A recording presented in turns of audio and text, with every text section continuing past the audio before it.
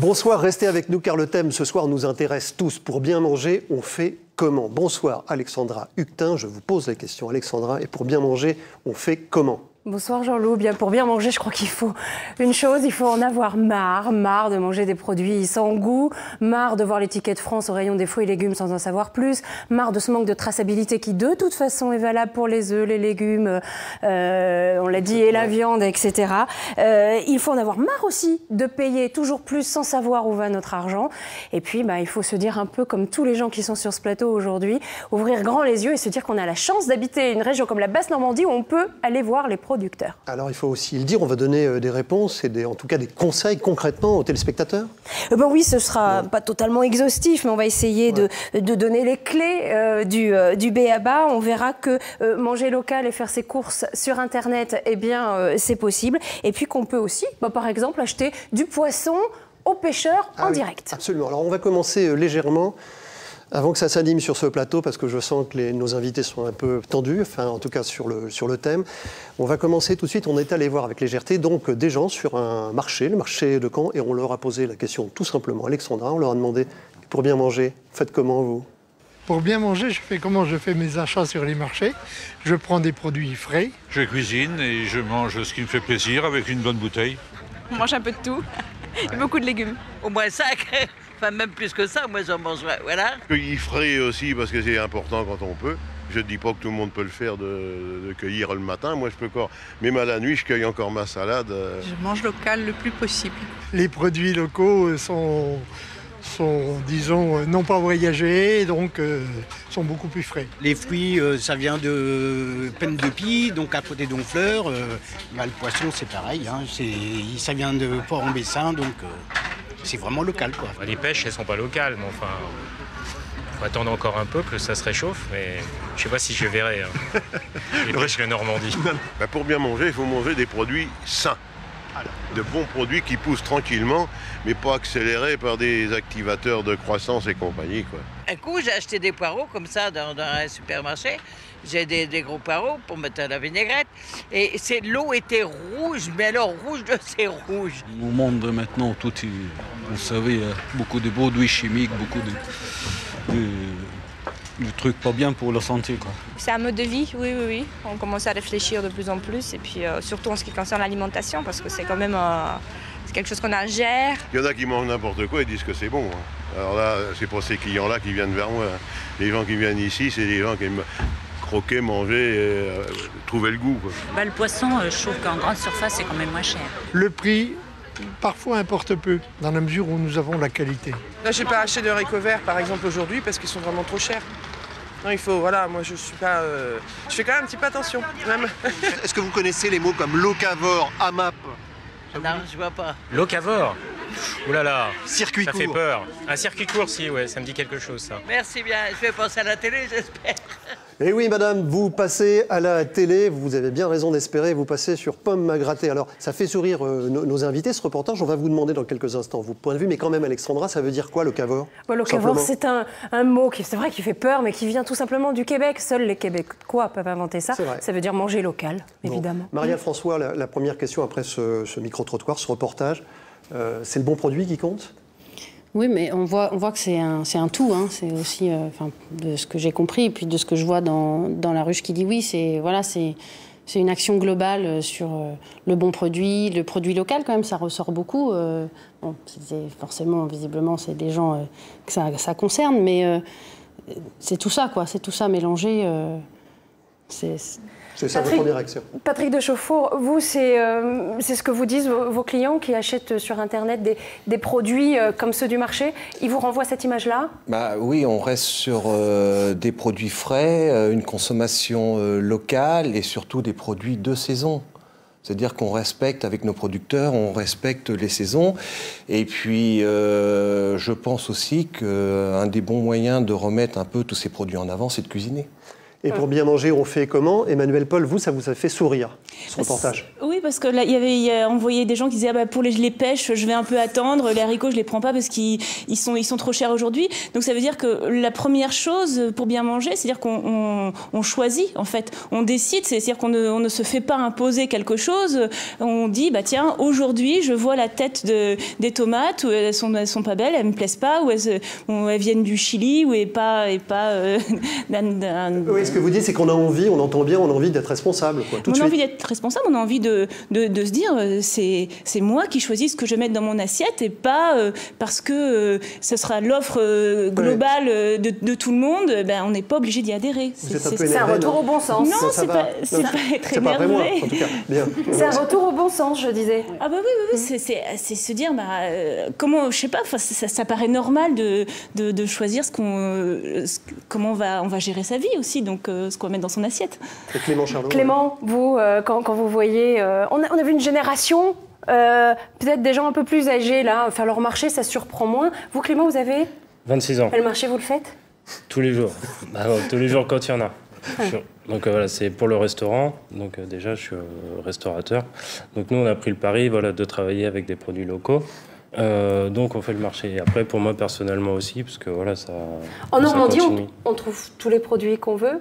C'est peut-être plus difficile pour les fruits quand même, non? Voilà, pour les fruits, c'est sûr qu'on ne peut pas acheter du café ou de la vanille. Forcément. Forcément, mais encore, non, tout ce qui est légumes, viande, tout ce qu'il faut pour se nourrir tous les jours se trouve en Normandie. C'est possible, vous a plu en tout cas, Clément, ces réactions des gens? Plutôt oui, parce que c'est des gens qui sont au marché, qui font ça, qui vont tous les vendredis ou tous les dimanches, et c'est les gens qui sont agréables, de bonne humeur. Voilà, premier tour de table de cette émission. Ça va s'animer, je vous l'ai promis. Voilà, on sent quand même une certaine tension, en tout cas sur le sujet. Quand même, quand on vit, Alexandra, en Normandie, avec tout ce littoral, on a envie de manger du poisson, non? Avec 500 km de côte, on se dit qu'effectivement, on peut aller voir les pêcheurs et acheter en direct. En tous les cas, on a essayé. Franck Baudreau, dans la rédaction, y est allé. Vous allez voir, il a choisi Port-en-Bessin. Ça aurait pu être à Goncoutainville ou Ouistreham. Ouais, sauf que vous avez raison, sauf que c'est à Port-en-Bessin qu'il vous emmène. Pourquoi Port-en-Bessin? Il nous le dira sans doute tout de suite après. On va regarder tout de suite. On se retrouve, restez bien avec nous, on se retrouve tout de suite après. Ça dure quelques minutes. Ça vaut vraiment le coup de regarder ce reportage. On y va. Port-en-Bessin, et on en parle avec nos invités tout de suite après. Port-en-Bessin se réveille. Les hommes de la mer vont débarquer leur pêche sur les quais de la Criée. Le bon plan est sûrement là. Approchons-nous en douceur et tenons la caméra à l'écart.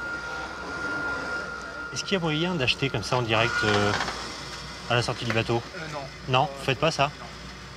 Est-ce que c'est autorisé? Non plus. Non plus? Est-ce que vous faites un peu de vente directe comme ça en arrivant au port? Vous faites un peu de vente directe? Non? Mais en insistant, certains finissent par mordre à l'hameçon. Donc ça se fait en fait, on peut récupérer un peu de poisson comme ça à votre arrivée? Ah oui? Ouais. J'imagine que c'est pas déclaré, mais ça se fait quand même. C'est déclaré? Ouais. C'est prix de prix. Ouais, d'accord. Voilà, la bonne affaire est en cours, et en toute légalité. Les affaires maritimes confirment que cette vente en petite quantité est autorisée, à condition que le poisson soit pesé et enregistré à la criée. Mais pour ceux qui n'oseraient pas aborder les marins comme nous, voici une alternative.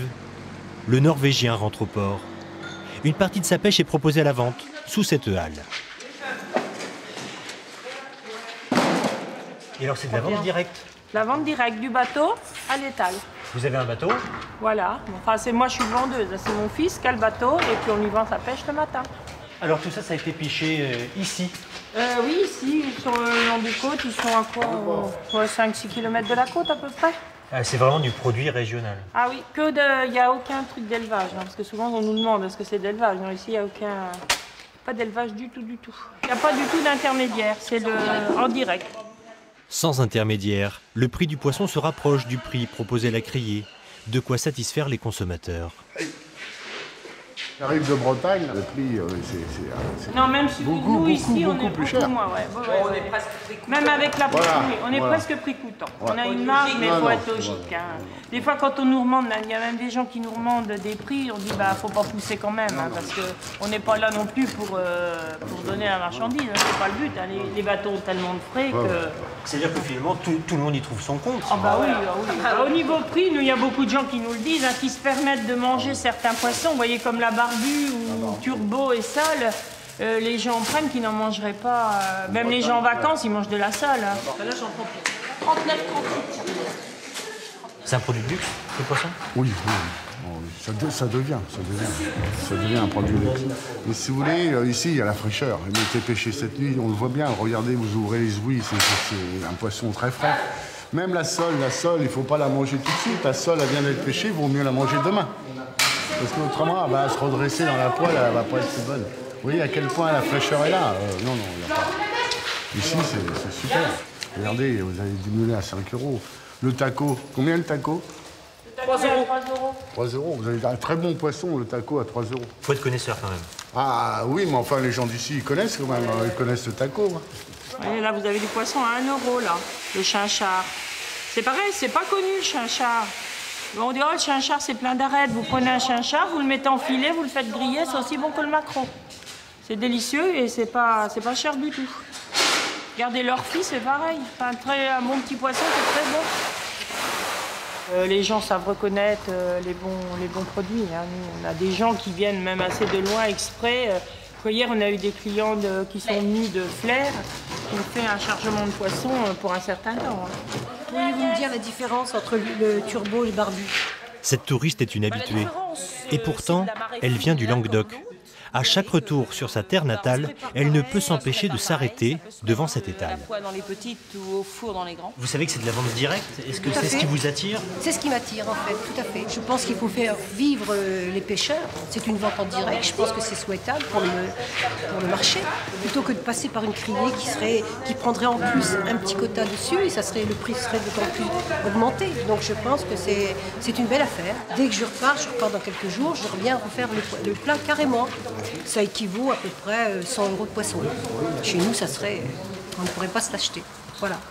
Chez vous, ce serait multiplié par 2, 3 2,2 peut-être, 2,3, oui.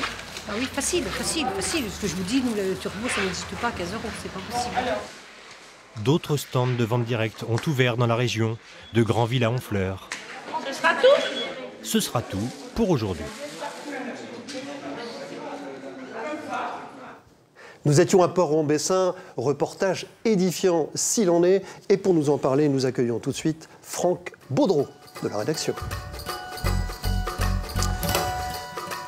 Alors Franck, quand même, la première question qu'on a envie de vous poser, on a l'impression que c'est pas facile d'approcher les bateaux. C'est à ce point pas facile d'approcher les bateaux? Non, il faut franchir le pas, ah, c'est oui. tout. Oh. Non, ce qu'on voulait surtout, on a tenu la caméra à l'écart parce qu'on ne voulait surtout pas fausser le débat, fausser la relation entre le consommateur que je suis censé représenter dans ce reportage et les pêcheurs. En fait, avec une caméra, on aurait vraiment pu fausser le débat.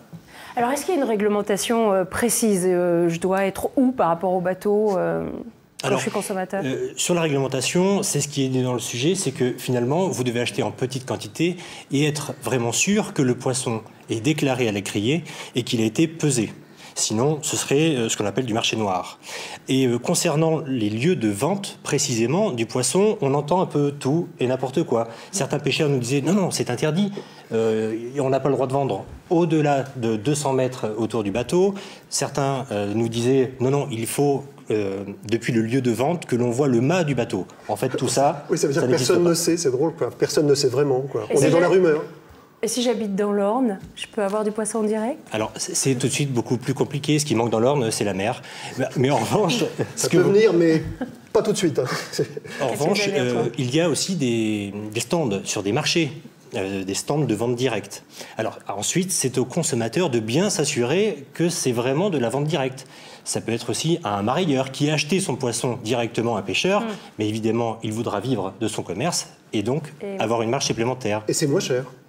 Alors oui, dans ce reportage, c'est moins cher puisque en fait on achète le poisson au prix de la criée, c'est-à-dire au prix du cours du poisson.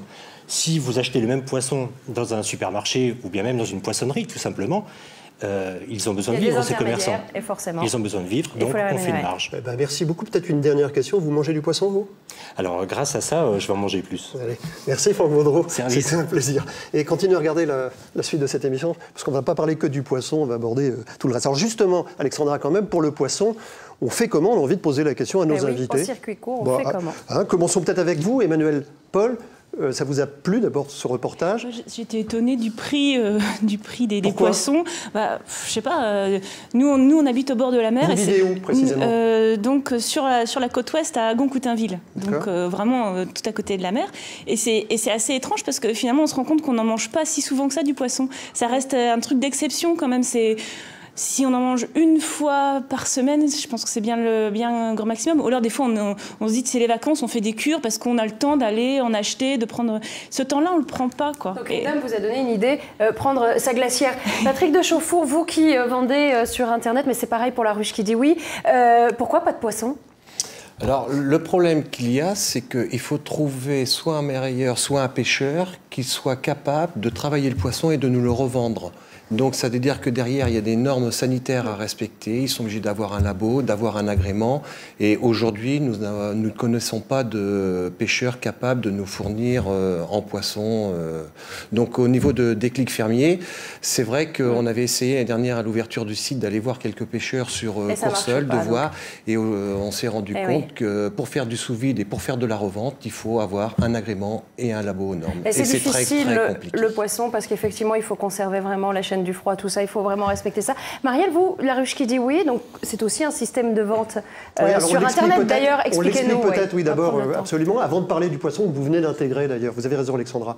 Qu'est-ce que c'est que La Ruche qui dit oui? C'est effectivement très proche du Déclic Fermier, donc c'est un site sur lequel vous pouvez passer votre commande de produits locaux. Donc moi, je suis la responsable de ruche, j'ai trouvé mes fournisseurs, j'ai trouvé mes abeilles et j'ai mis tout ce petit monde en contact. Donc chaque semaine, les abeilles ont un catalogue de produits. Sur Internet? Voilà, sur Internet, sur notre petit site. Et ils choisissent ce qu'ils veulent, dans les quantités qu'ils veulent, selon ce que le producteur a proposé. Sans abonnement, sans abonnement, sans obligation, voilà.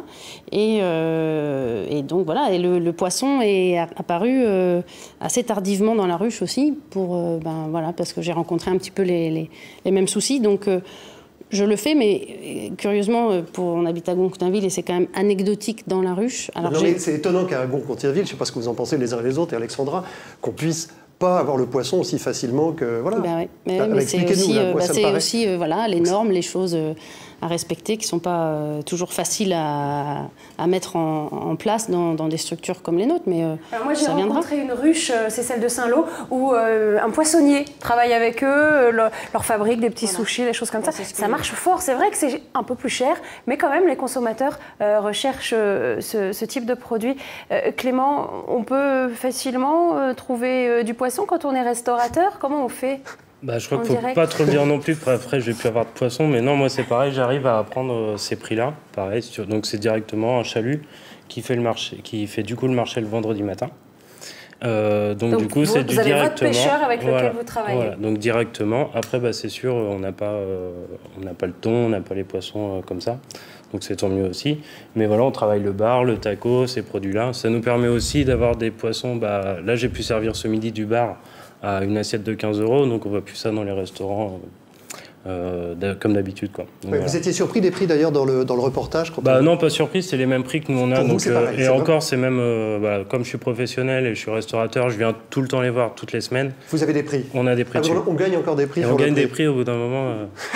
C'est vraiment Parce que le taco, un poisson que tout le monde connaît, est-ce que tout le monde connaît le taco? Est-ce que tout le monde sait cuisiner le taco? C'est le problème, moi, c'est quelque chose que j'ai remarqué, je peux pas le mettre sur ma carte, je peux pas dire c'est du taco, donc je le passe autrement, je le passe en terrine ou autrement, quoi. J'ai bien, il y a Patrick de Chauffour qui me fait non, me posez pas de questions, alors, je sais pas cuisiner le taco. Non, c'est pas la peine.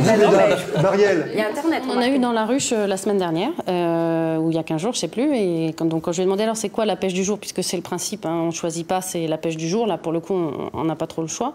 Et il m'a dit c'est taco, et je me souviens plus quel était l'autre. J'ai dit taco, d'accord. Et en fait, voilà, c'est extrêmement simple à préparer. Puis il nous les a préparés, ils sont enfilés de toute façon. Donc après, à la poêle, donc un peu de farine, voilà, un peu, comme ouais. vous voulez. Et là, on découvre des tas de poissons Et les enfants locaux. Les enfants font pareil. la tête? Non, pareil. C'est l'art de servir. C'est pas pané, c'est pas carré, mais c'est pas grave. Non, mais ça passe. C'est vraiment facile. Finalement, on s'aperçoit que c'est très facile à cuisiner. Puis... Ça fonctionne comment, Déclic Fermier? Déclic Fermier est un site internet qui est ouvert depuis 1 an. Le but était de remettre un peu l'agriculture sur le devant de la scène. Donc, nous sommes partis du principe de base, c'est de sélectionner un ensemble de producteurs sur la région, en fruits, légumes, viande, laitage, tout ce que vous pouvez trouver, que ce soit en production classique ou biologique.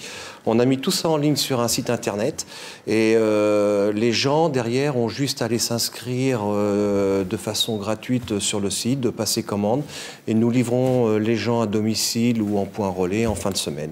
Il n'y a pas d'abonnement, c'est quelque chose d'assez souple. Ce ne sont pas forcément des paniers type, ça peut être des produits commandés à la carte, comme vous voulez. Et ce sont ces achats groupés qui vous permettent finalement d'avoir des prix aussi relativement corrects? Tout à fait, oui, puisque nous travaillons directement avec les producteurs que nous avons sélectionnés, donc nous avons des accords de passer avec eux.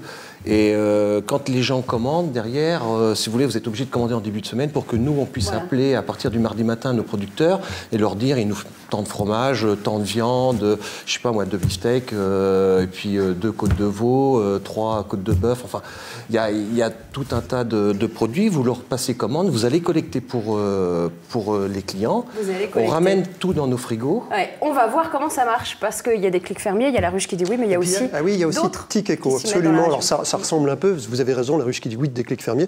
Allez, on va du côté de Tic Eco, ça ressemble, c'est un peu le même système, c'est dans la Manche absolument, c'est Erwan de Mignac qui signe ce sujet, et vous restez avec nous surtout, on se retrouve dans quelques instants, tout de suite après on en parle, bien évidemment. Donc là on va à Saint-Denis-le-Vêtu, chez un maraîcher, Gonzague Brionne, récupérer des légumes pour le panier de la semaine. Avec Tic Eco, il tente de créer un chaînon local entre consommateurs et producteurs. Salut Gonzague. Ça va? Jean-Philippe, ça va? Ouais. Mes choux alors? Oui, je te propose donc choux, comme on avait convenu. Ouais. Choux, topinambour. Et puis du coup, je t'ai mis un peu la liste de ce qu'il y aurait éventuellement la semaine prochaine. Ouais. Donc les épinards sont dans la serre, et puis l'ail aussi, quoi, il y a un petit peu dans la serre. C'est en fonction aussi de ce qu'on a, donc d'une semaine sur l'autre, je dis à Philippe, voilà, cette semaine, la semaine prochaine, on pourra avoir ça.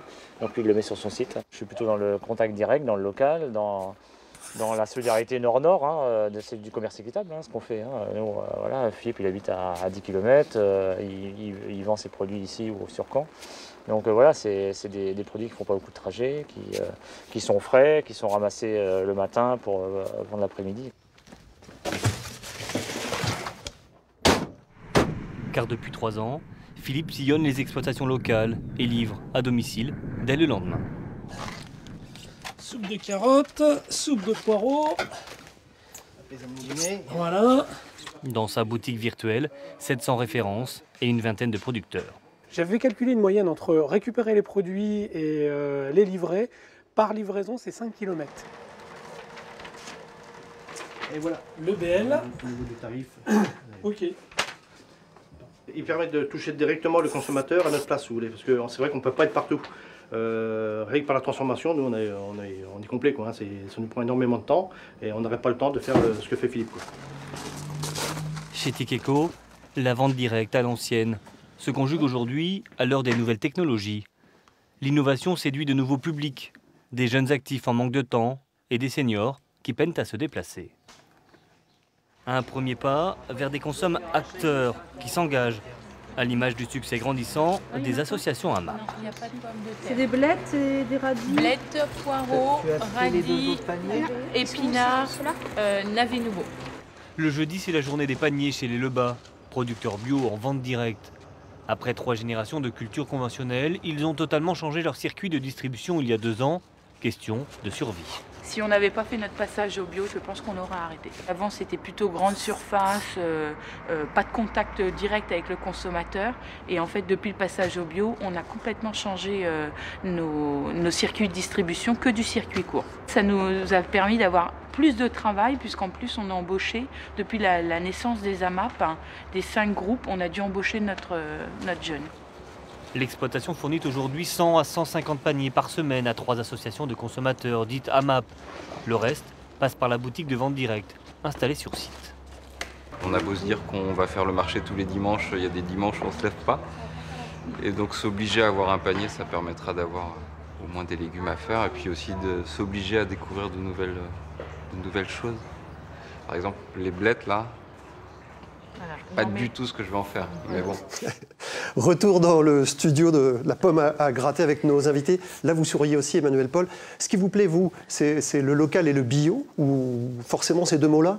Ça va, forcément, oui, j'ai quand même plus d'attirance si les deux sont conjugués. Ça va mieux. Mais Parce après, que ça vous rassure? Non, c'est parce que je trouve que dans ma bouche, ça n'a pas le même goût. Voilà, je trouve que quand il y a rien à faire, il y a des légumes que c'est peut-être de savoir qu'ils sont bio, mais je crois pas que ce soit juste mental. Hein. C'est physiologique. Ça n'a pas le même goût quand on le cuisine, quand on le mange. Patrick de Chauffour, vous qui êtes producteur, je crois que c'est un discours sur le tout bio qui vous va pas forcément. C'est un peu exagéré pour vous, non? Déjà, si vous voulez, vous avez une clientèle et puis le bio a un coût. Il faut le savoir, c'est que c'est pas envisageable de produire du bio au coût de l'agriculture classique. Pour la bonne raison, c'est que l'on produit beaucoup moins ramené à l'hectare. Donc déjà, il y a un coût, il y a des frais de main-d'œuvre qui sont beaucoup plus importants. Donc déjà, si vous voulez, c'est que le consommateur, le jour où il achète du bio, il sait qu'il doit payer plus cher. Donc déjà, c'est la base. Nous, on se rend compte que sur le site internet, on a une gamme bio, on travaille avec des maraîchers bio et des maraîchers classiques de la côte, que ce soit de Lyon, de Tailleville ou d'autres secteurs. Mais qui travaillent en raisonné quand même. Et qui travaillent en raisonné. Et on se rend compte qu'au niveau de la clientèle, le bio, il y a quelques clients qui prennent du bio, mais il y en a pas beaucoup. Et c'est pas quelque chose en développement. C'est quelle clientèle Alors, on n'arrive pas à cibler un style. On est sur des gens qui ont un peu plus d'argent, par exemple? Non, je pense que c'est par rapport à une philosophie. Ah oui. C'est-à-dire qu'on ne peut pas ramener tout au coût. Après, c'est par rapport aux priorités et à la philosophie de vie. Je pense que c'est plutôt des gens qui se disent plus proches de la nature, qui préfèrent consommer du bio. Mais, Clément, vous avez longtemps prôné le tout bio. Maintenant, c'est pas forcément le tout bio qui vous intéresse? Si, c'est le tout bio pour moi en tant que... Il y a en tous les cas des producteurs qui ne sont pas étiquetés bio et qui travaillent très bien. Oui, parce que après c'est une grande question de label. Est-ce qu'on se labellise ou est-ce qu'on se labellise pas? Mais oui, sinon l'agriculture biologique, pour moi c'est ce qu'il y a de plus important parce qu'en fait ça regroupe énormément de choses. Ça regroupe l'économique, le bien manger, la nourriture, les nutriments et tout ça qu'il y a directement dans les aliments. Mais par contre, pour revenir sur les AMAP, c'est agriculture. C'est Association pour le maintien d'une agriculture paysanne. Donc voilà, donc ça c'est très important. Ça veut aussi dire que les consommateurs se rendent... vous avez dit, hein, c'est ça? Oui, c'est ça, parce que ça a été dit. Juste après, c'est le voilà. Les consommateurs aident directement le producteur, c'est-à-dire il va l'aider par exemple en donnant des coups de main, en allant désherber, je sais pas moi, les carottes. Ou justement en participant les jours de vente et tout ça. Pour payer un peu moins cher également. Voilà. Et vous ne faites pas ça, Marielle? Pas encore, mais tout est possible. Moi, ma philosophie, c'est on ne ferme aucune porte. Voilà, dans l'idéal, je voulais un producteur bio et un non bio, enfin raisonné du même produit dans la ruche.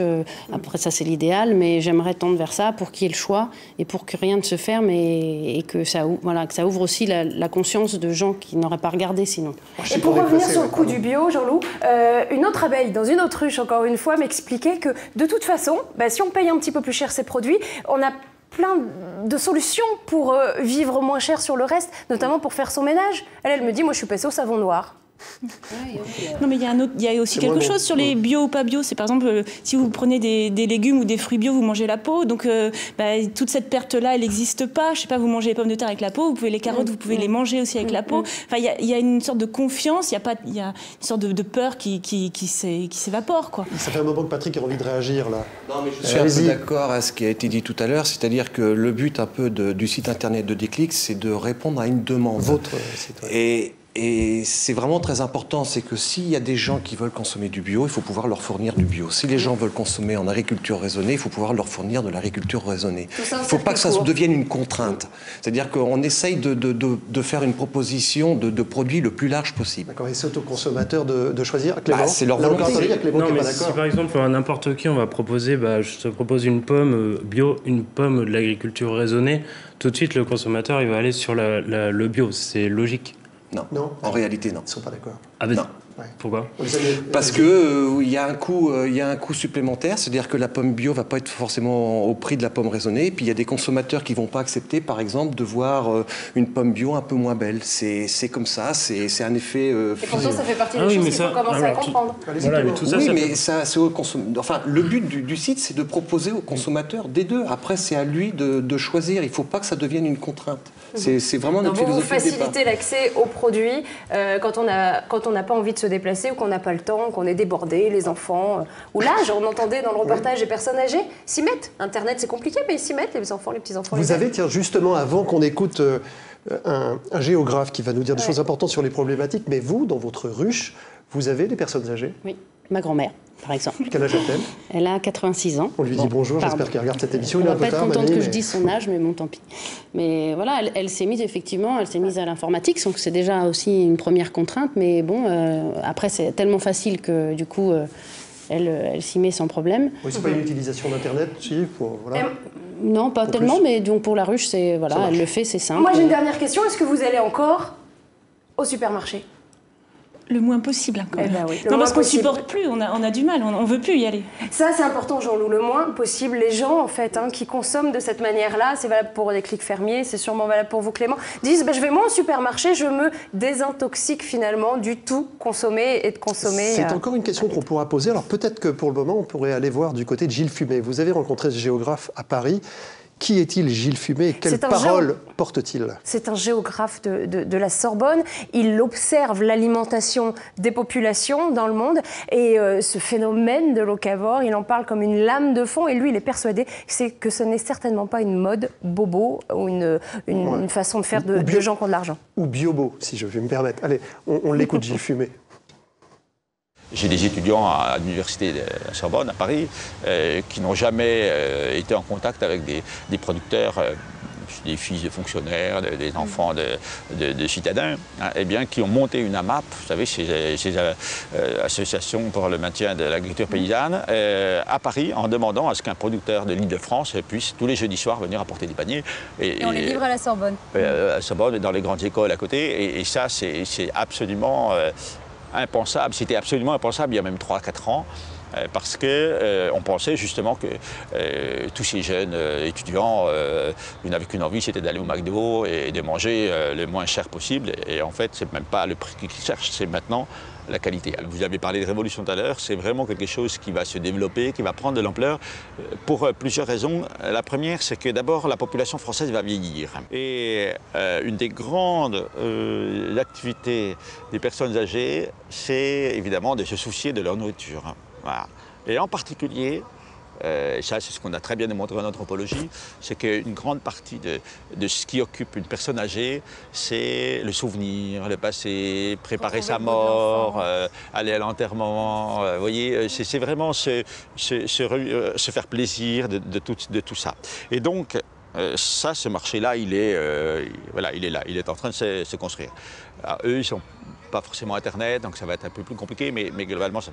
Vous avez ensuite tous les consommateurs mûrs, on va dire adultes, qui ont des enfants, des les quadrats d'aujourd'hui, ceux-là, voilà, et ceux-là, ils vont, alors bien sûr, ils vont de temps en temps aller chercher des produits surgelés parce que ça, donc, ils vont développer en quelque sorte deux manières de manger. Une manière qui est la manière rapide de la semaine. Hein, à la sortie du boulot, on n'a pas trop le temps de faire des courses. Et puis le week-end, les vacances, vraiment se faire plaisir, faire des bonnes choses, se rassembler autour des produits qui nous ressemblent. Voilà.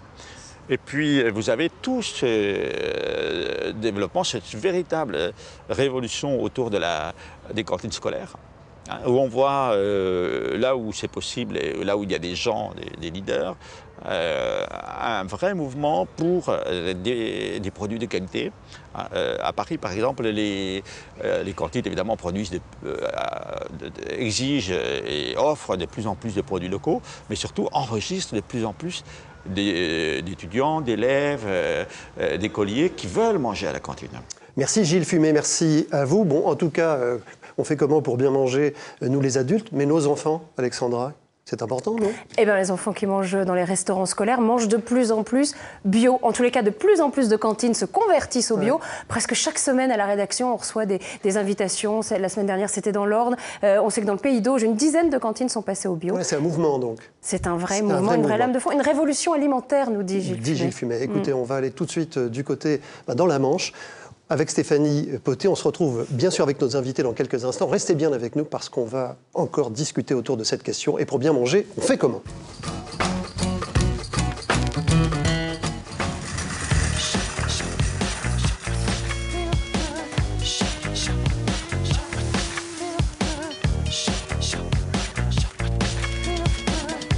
Alors, il est 6h30, on est dans la cuisine du restaurant scolaire Jean-François Millet. C'est une cantine pas comme les autres car ici, chaque midi, sur chaque repas, il y a environ 20% de produits bio et puis aussi des produits qui viennent directement des producteurs de chez nous. On attend tout de suite le marailleur qui devrait pas tarder à arriver. Il y a 12 poissons. La criée de Cherbourg, achetée hier, mis en filet puis livré ce matin.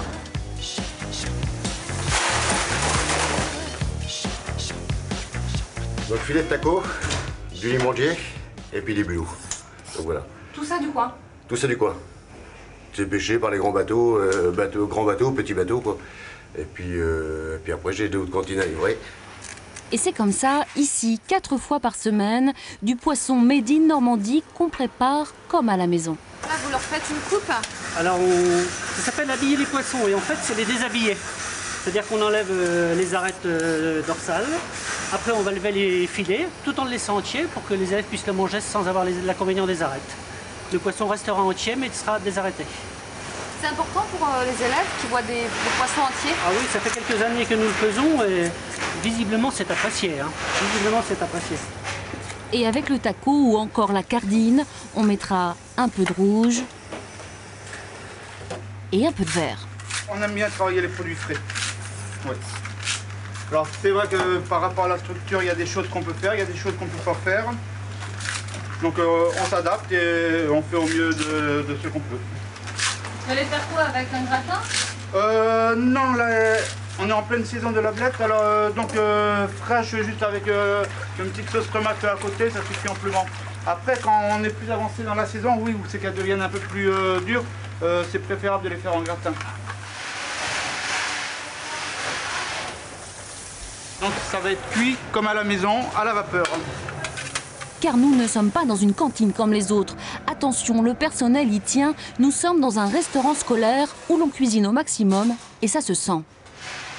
C'est difficile en télévision de parler d'une odeur, mais... On peut dire qu'on en a envie de le manger, hein. C'est la meilleure traduction. Fait maison. Oui, fait maison. Comme beaucoup de choses d'ailleurs, hein. Le plus possible. Depuis 6 ans, petit à petit, le repas proposé chaque jour à près de 950 demi-pensionnaires s'est transformé en profondeur.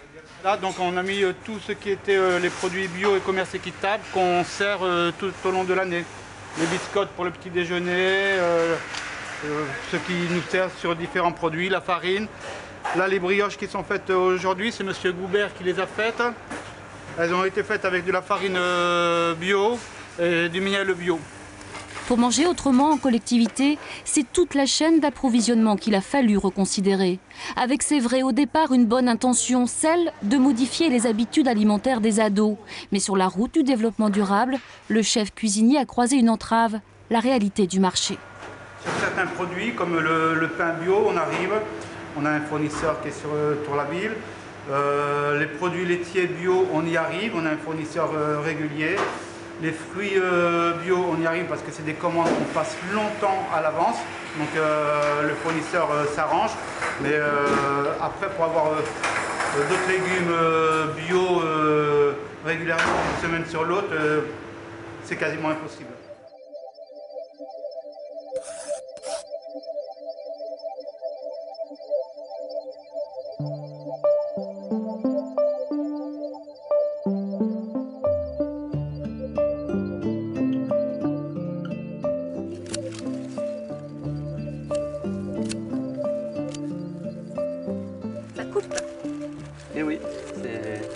ces récoltes.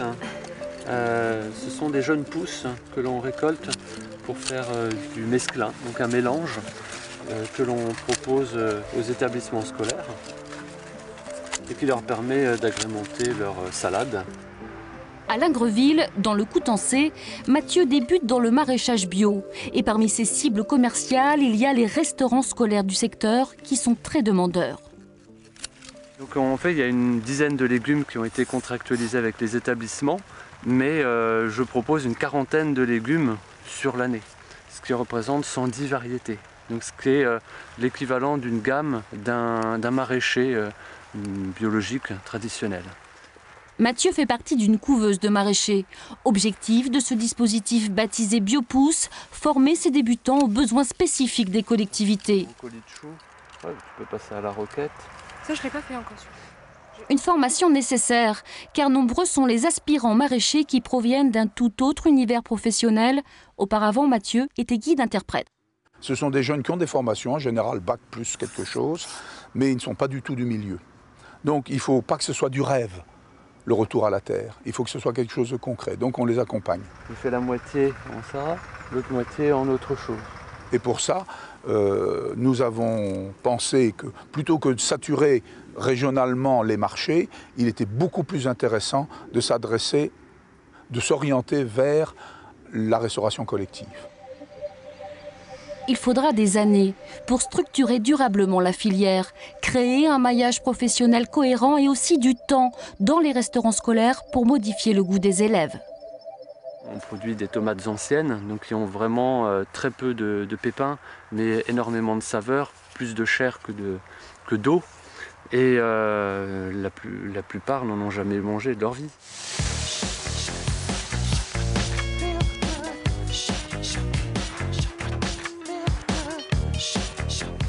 Et les défauts, ça fait aussi partie de la nature. Tout à fait. Ils ne sont pas trafiqués, c'est pas comme... Là, on commande naturellement des tomates basiques, mais elles sont pleines d'eau, elles n'ont aucun goût, rien. C'est malheureux. Le lycée Millet s'est lancé il y a 6 ans dans cette aventure.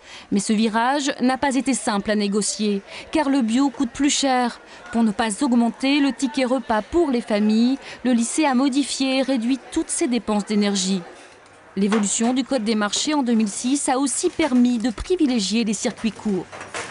Alors vous allez voir que la proportion entre la pâte et le poisson est nettement en faveur du poisson. Ça n'est pas plus de la pâte comme les produits industriels. Hein. Il y a nettement plus de poisson que de pâte. Vous voyez? Ah oui. Hein? Là, c'est du poisson. En cuisine aussi, il a fallu s'adapter à ces changements de produits. Il y a des produits bio qui sont très difficiles à cuisiner, beaucoup plus fragiles. Donc bon, c'est une remise en question à chaque fois. Alors quand on trouve des produits bio qui ont une qualité constante, pour nous professionnels, par rapport aux quantités de marchandises qu'on cuisine, on garde. Et qu'en pensent ceux pour qui tous ces efforts sont consentis? Les légumes, non? Ah oui, c'est bien, ça développe le commerce équitable, local. C'est une bonne chose. Ça permet de manger des produits frais aussi. Il y a un peu de tout en fait, c'est ça qui est bien, il y a du féculent, du légume, il y a un peu de tout quoi, donc c'est plutôt assez avantageux quoi. Pour ça. Pas mal de produits bio aussi? Oui, les produits bio, moi j'en prends pas beaucoup. Hein. Pourquoi? Je sais pas, c'est pas... J'ai pas vraiment essayé quoi en fait. Bah déjà je mange moins le soir parce que j'ai déjà bien mangé le midi. Alors qu'avant je mangeais plus le soir et seulement le midi je mangeais presque rien. Les frites sont bonnes. Ouais, les frites. Les frites? Ouais, les frites. Il y en a une fois par semaine et elles sont bonnes. Les repas pris en restauration scolaire représentent en moyenne 20% des repas hebdomadaires des adolescents. C'est aujourd'hui un levier crucial pour répondre aux enjeux de santé publique, mais aussi pour apprendre ou réapprendre le goût des bonnes choses. On a envie de dire une chose, je ne sais pas si vous pensez la même chose que moi, mesdames, messieurs qui regardez cette émission et vous tous, on a envie de dire félicitations chefs et aux équipes pédagogiques. Le sujet a été conduit par Stéphanie Poté qui nous rejoint.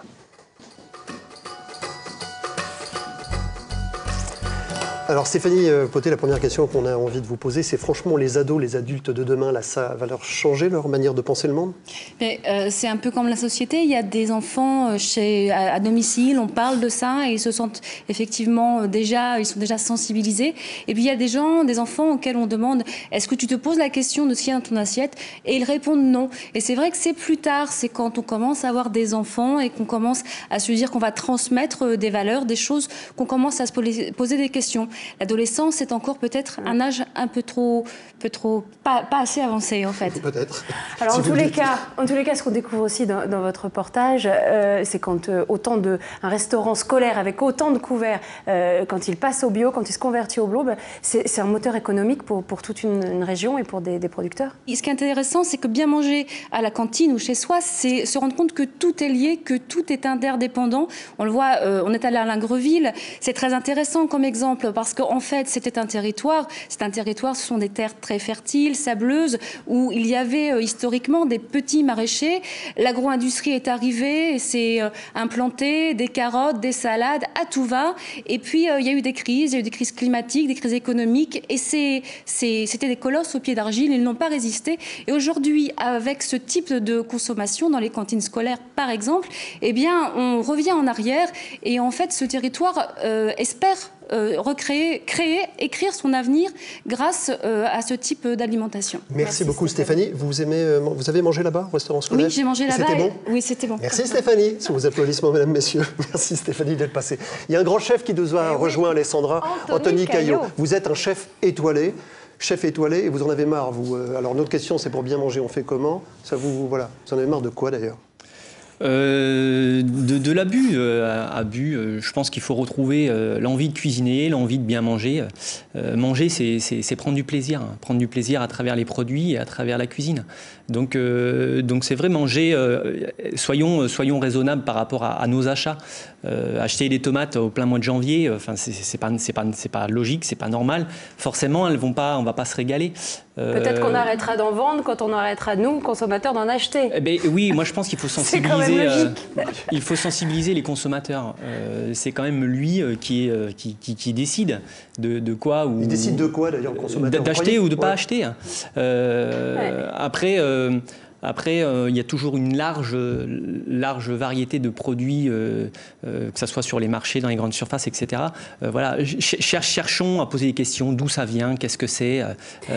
En un mot, pour finir sur le bio, vous, dans vos menus, on ne voit jamais écrit bio. Vous ne voulez pas l'afficher, pourtant vous utilisez des légumes bio. Oui, je veux pas l'afficher parce que beaucoup de grandes sociétés ont utilisé ce mot biologique comme marketing et comme support de communication. Et donc, alors là, c'est vraiment...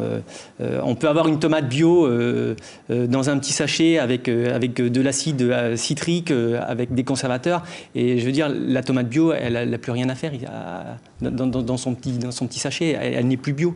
Donc voilà, je veux surtout pas me servir de ce mot biologique en termes de communication. Et vous le faites, par exemple, la ruche qui dit oui, Marielle François? Non, par exemple, j'ai un boulanger qui fait du pain avec des farines bio, mais qui n'a pas le label et qui n'en veut pas aussi. Pourquoi il n'en veut pas? À la base, c'était des raisons économiques, parce qu'en fait, ça s'achète aussi. J'ai appris ça, moi, en étant responsable de ruche, ça s'achète, donc ça a un coût. Et puis, du coup, mais son pain, il est bon, il est bio, mais... Voilà, et il n'a pas forcément, effectivement, le label. D'où l'intérêt de savoir reconnaître les bons produits. C'est pour ça que faire son marché, c'est aussi apprendre à reconnaître. On va y aller, mais alors produits. vous faites votre marché, Anthony, et puis après, je vais demander à Clément, vous faites le marché? Oui, le vendredi, place Saint-Sauveur, c'est tout près du restaurant, donc tous les vendredis matins, je fais mon petit tour. La rencontre avec les producteurs, ça c'est vraiment intéressant. Oui, d'accord, mais quand on rencontre, je ne sais pas ce que vous en pensez, mais on le rencontre, le producteur, on va tous sur des marchés, je ne sais pas ce qu'en pensent les gens qui regardent cette émission, mais on ne va pas nous autres chez le...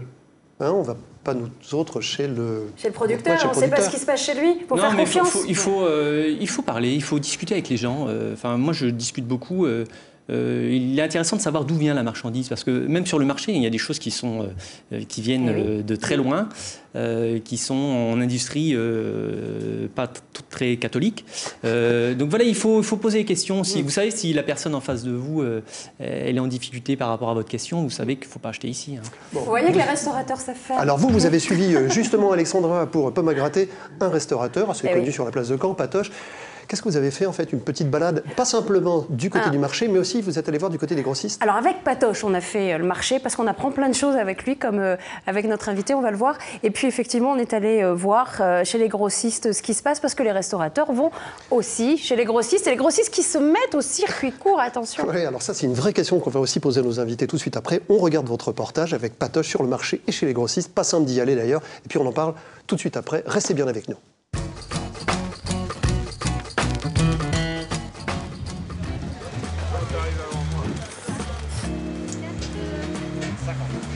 Le marché du Fossé Saint-Julien, une institution à Caen. Chaque vendredi depuis le XIVe siècle, des producteurs du Calvados et parfois de la Manche s'y retrouvent. Pour apprendre à y repérer les bons plans, faites comme nous, suivez Patoche. Bonjour. Bien. Vous m'avez mis des choses de côté? Drôle de look et sacré restaurateur, facile à reconnaître. Je m'occupe de vous, monsieur Patoche. Je vous en prie, monsieur. On voit bien que c'est pas aseptisé. Comment ça, c'est pas aseptisé? On voit la couleur de la salade. Ça ressemble pas du plastique, comme les tomates d'à côté. Et c'est un des seuls sur le marché qui fait aussi du cresson. Voilà, donc je vais prendre du cresson et de la mâche.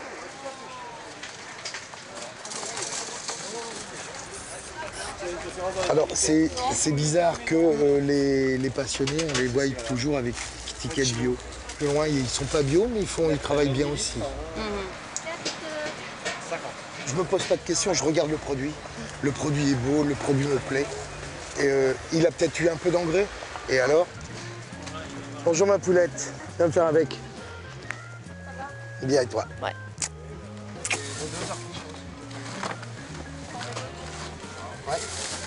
Madame, des restaurateurs, vous en connaissez beaucoup qui font le marché?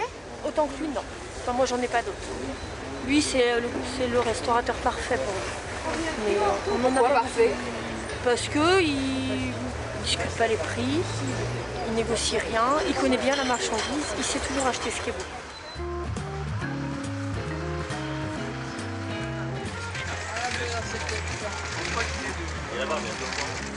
Le pourpier. Ouais, alors ça, c'est vraiment ce que prenaient nos grands-mères pour faire des salades avec des œufs durs. Et avec les queues, les soupes. Ouais. Mais ça, on connaît plus ces légumes-là, quelque part. Si on n'a pas ces gens-là, on ne peut plus les connaître. On ne peut plus les connaître, on ne peut plus les faire découvrir.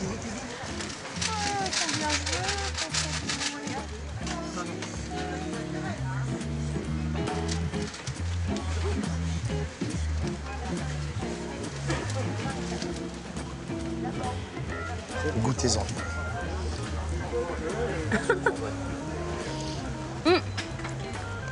Je reviens tout de suite, madame. Je suis content, j'ai trouvé des cornichons. On peut à Caen faire son marché tous les jours? Absolument. Le mardi, rue de Bayeux. Le mercredi, le Venoy. Voilà. Le jeudi, c'est la Guérinière ou Chemin Vert. Vendredi, c'est ici. Demain, c'est... Ah, c'est contraignant comme ça de courir partout quand même.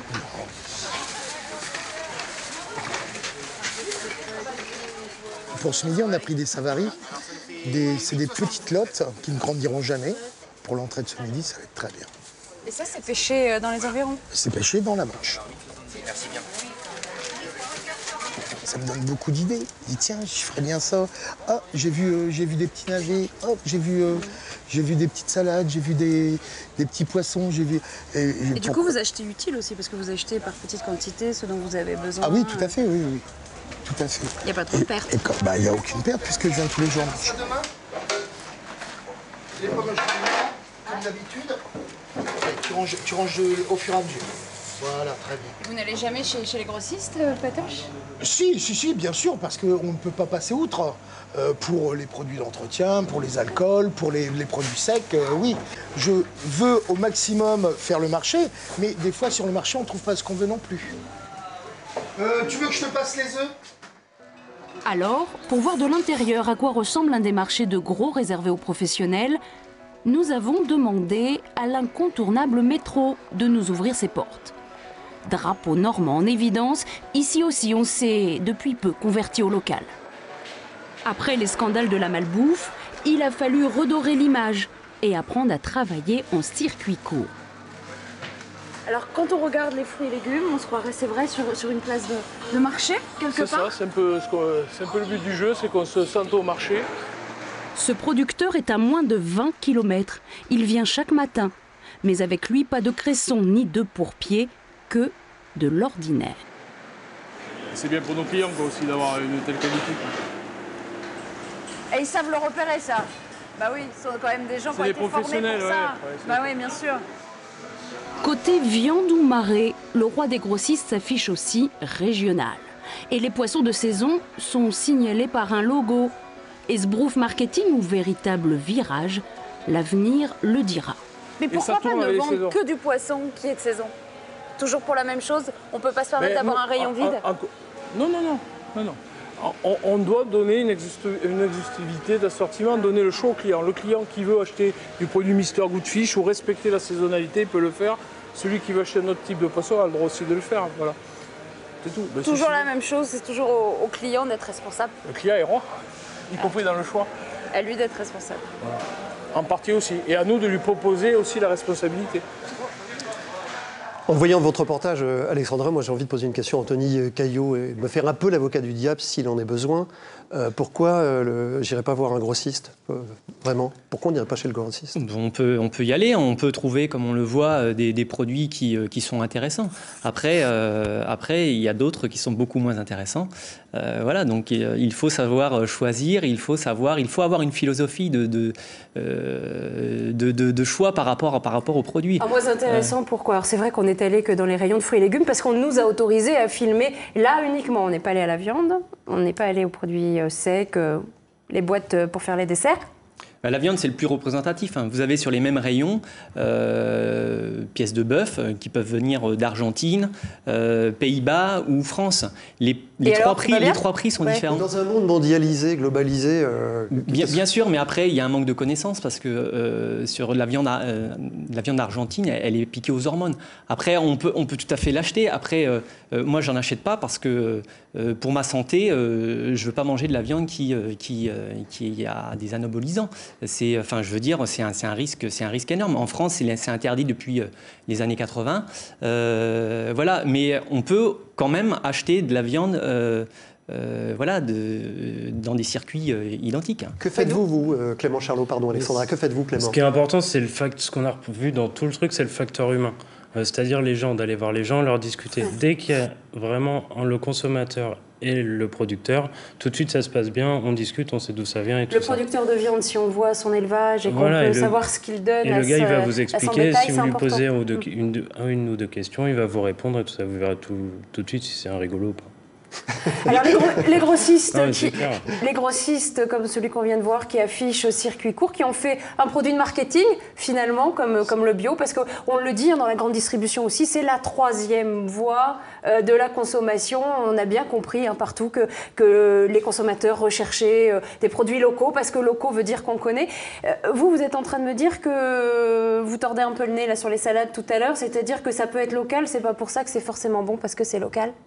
Ah bah oui, vu après les champs, comment ils sont traités, utilisés, ramassés, détruits, c'est alors on peut pas traiter un petit peu? Si c'est pour ça, juste pour disais, je me fiche qu'il y ait eu un peu d'engrais, si c'est de manière raisonnable. Ouais, mais ça veut dire quoi raisonnable? Il y a rien, c'est du vent raisonnable.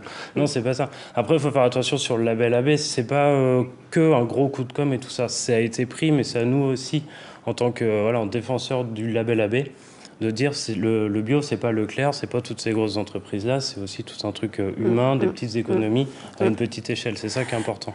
Emmanuel Paul, vous avez confiance dans les restaurants où vous allez? Vous regardez la carte parce que vous faites attention chez vous. Alors au restaurant, vous faites comment? Je regarde par exemple si je vois des coquilles Saint-Jacques à une période où c'est pas la saison des coquilles Saint-Jacques parce que je sais que j'en vois pas au marché. Je me dis tiens, elles doivent être surgelées, donc ça m'intéresse pas. Donc je me dis attention, méfiance. Déjà dès l'extérieur, j'ai 2-3 petits critères comme ça qui me disent. Quand on mange bien chez soi, on fait attention partout, en fait, après? Je crois que c'est vraiment ça, comme on disait au début d'émission, c'est global aussi. C'est un peu tout. c'est bien manger, c'est effectivement, ça peut être le prix, mais ça peut être aussi la qualité. Et puis après, du coup, on fait attention à tout, dans toutes nos courses. Eh bien, merci beaucoup de nous avoir dit ça. Merci à tous les quatre d'être passés dans ce premier pomme à gratter. Quand même, l'actualité récente, c'est aussi la bombe lancée par le professeur Seralini. Camp capitale mondiale de la santé, on ne peut pas, ne pas en parler prochainement. Oui, c'est la question des OGM. Alors, c'était pas totalement le sujet aujourd'hui. Eh bien, on a décidé qu'on en parlerait la prochaine fois. Oui, alors donc on ira un petit peu plus, on grattera, comme on dit, c'est bien ça? On ira voir quel travail a fait le professeur Seralini. Et puis, il y a ses contradicteurs aussi. Merci OGM, beaucoup. pas OGM. Avec les OGM, on fait comment? Ce sera la prochaine émission. Ça sera notre prochaine. Merci à tous, merci beaucoup de nous avoir suivis. On se retrouve bientôt pour une prochaine pomme à gratter. Salut! Merci à vous.